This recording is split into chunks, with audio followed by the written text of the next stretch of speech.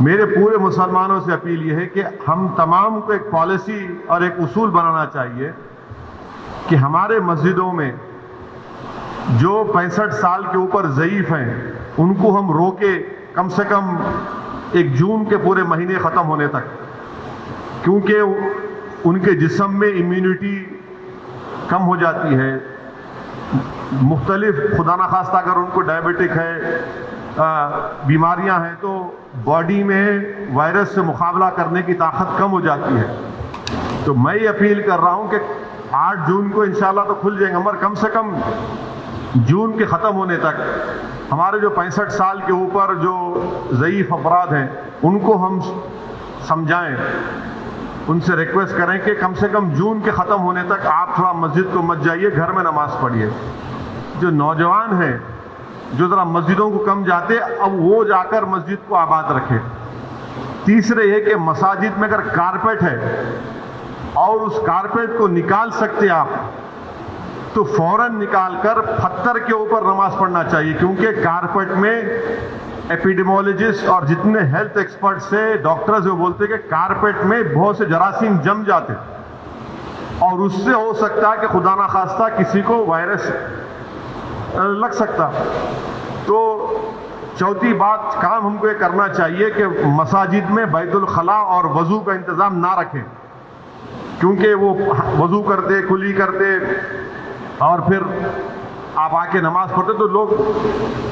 گھر سے ہی اپنے وضو کر کر آئیں اور نماز جب پڑھیں گے تو نہیں معلوم مفتی اکرام کو فیصلہ کرنا ہے کہ اگر پوری دنیا میں جہاں جہاں مساجد کھولے گئے، چاہے وہ مسجد نبوی ہو، حرم شریف مکے میں ہو یا ٹرکی ہو یا دوسرے مقامات پر،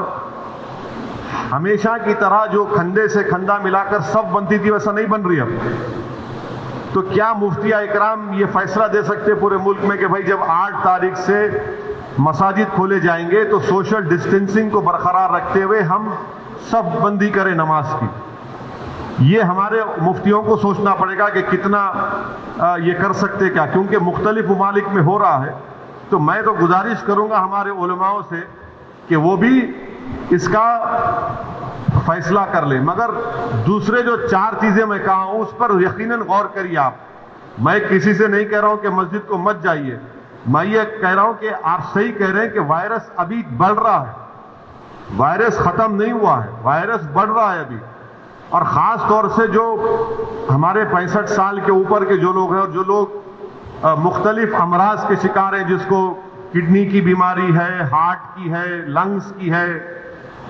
ڈائبٹک ہیں، ان کو تو اور احتیاط کرنے کی ضرورت ہے، بہت احتیاط کرنے کی ضرورت ہے ان کو،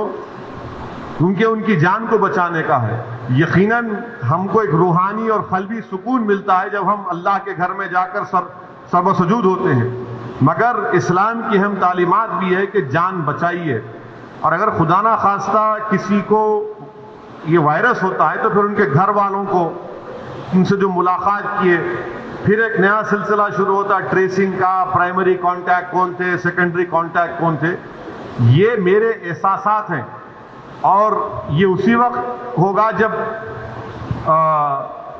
ہمارے تمام مفتی اکرام چاہے وہ کسی بھی مکتب فکر کے ہوں،